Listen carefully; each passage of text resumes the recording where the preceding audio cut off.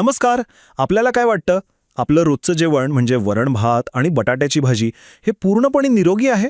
मग जरा थांबा आणि पुन्हा एकदा विचार करा. कारण आज आपण हेच पाहणार आहोत की आपले आवडते आणि सुरक्षित वाटणारे पदार्थ आपल्या रक्तातील साखरेवर नेमका काय परिणाम करतात. हो, हे ऐकायला थोडं विचित्र वाटेल, पण हे खरं आहे.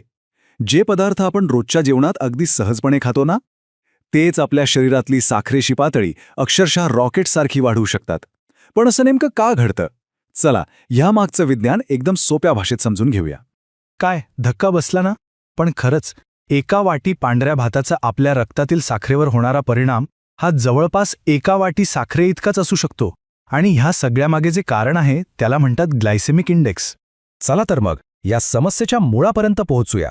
हे सगळं समजून घेण्यासाठी आपल्याला एक खूप महत्त्वाचं टूल मदत करणार आहे आणि ते म्हणजे ग्लायसेमिक इंडेक्स म्हणजेच GI.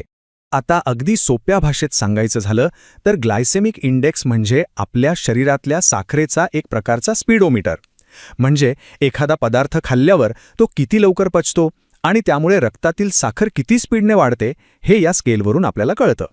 हा स्पीडोमीटर आपण 3 रंगांमध्ये समजू शकतो: ग्रीन, येलो आणि रेड. 55 पेक्षा कमी GI असलेले पदार्थ येतात ग्रीन झोनमध्ये, जे पूर्णपणे सुरक्षित आहेत. 56 ते 69 GI असलेले येतात येलो झोनमध्ये, म्हणजे हे प्रमाणात खाल्लेले चांगले. आणि 70 पेक्षा जास्त GI असलेले पदार्थ येतात धोक्याच्या रेड झोनमध्ये, कारण ते रक्तातील साखर खूप वेगाने वाढवतात. आता खरी मजा येणार आहे. चला आपल्या रोजच्या जेवणातले पदार्थ या 3 झोनमध्ये कुठे बसतात ते बघूया. तुम्हाला आश्चर्य वाटेल की आपले काही आवडते पदार्थ कोणत्या झोनमध्ये आहेत. सगळ्यात आधी चांगली बातमी: आपल्या रोजच्या जेवणातल्या डाळी, राजमा, पनीर, गाजर, सफरचंद आणि बहुतेक सगळ्या पालेभाज्या या कमी GI असलेल्या ग्रीन झोनमध्ये येतात. म्हणजे हे पदार्थ हळूहळू पचतात आणि रक्तातील साखरेची पातळी स्थिर ठेवतात. आता वळूया येलो झोनकडे. यात येतो ब्राऊन राईस, रताळी, आंबा आणि आपली रोजची चपाती. हे पदार्थ प्रमाणात खाल्ले तर आरोग्यासाठी चांगले ठरतात. पण थांबा, खरी धक्कादायक माहिती तर आता पुढे आहे. जे पदार्थ आपण अगदी सुरक्षित समजतो तेच पदार्थ रेड झोनमध्ये आहेत. आपला रोजचा पांढरा भात, उकडलेले बटाटे, कलिंगड आणि खास करून उपवासाला खाल्ला जाणारा साबुदाणा, हे सगळे पदार्थ उच्च GI असलेल्या रेड झोनमध्ये येतात. याचाच अर्थ हे पदार्थ रक्तातील साखर झपाट्याने वाढवतात. विचार करा, उपवासाच्या दिवशी आपण ऊर्जा मिळावी म्हणून जो साबुदाणा खातो तो जवळजवळ पूर्णपणे स्टार्च असतो. त्याचा ग्लायसेमिक इंडेक्स हा तब्बल 70च्या वर असू शकतो, ज्यामुळे रक्तातील साखरेची पातळी एकदम वेगाने वाढते. पण एक मिनिट थांबा, गोष्ट इथेच संपत नाही. फक्त ग्लायसेमिक इंडेक्सचा आकडा बघून कुठल्याही पदार्थाला चांगलं किंवा वाईट ठरवणं ही एक मोठी चूक ठरू शकते. आणि इथेच या गोष्टीत एक महत्त्वाचा ट्विस्ट येतो. एक गोष्ट नेहमी लक्षात ठेवा, कोणत्याही पदार्थाचा GI हा फिक्स नसतो. फळ जसजसं जास्त पिकतं तसतसा त्याचा GI वाढतो. आपण पदार्थ कसा शिजवतो, किती वेळ शिजवतो यावरही GI बदलतो. आणि सगळ्यात महत्त्वाचं म्हणजे तो पदार्थ आपण कशासोबत खातो यावरही त्याचा GI अवलंबून असतो. तर मग याचा अर्थ असा झाला का की कलिंगडासारखे हाय GI असलेले पदार्थ खायचेच नाहीत? नाही, अजिबात नाही. आणि इथेच या माहितीचा खरा आणि सगळ्यात महत्त्वाचा भाग सुरू होतो. आता बघा, कलिंगडाचा GI आहे 72, जो खूप जास्त आहे.